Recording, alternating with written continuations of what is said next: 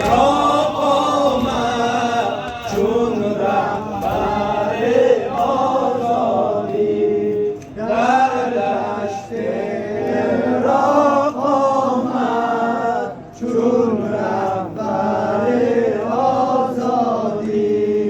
در فرستوم اسبان، در فرستوم اسبان، قاسم عروسش گفت با یاد تو خوابیدم، با یاد تو خوابیدم، در بستر آزادی، در دشت راه آمد چون رهبر آزادی، در دشت راه آمد چون رهبر آزادی.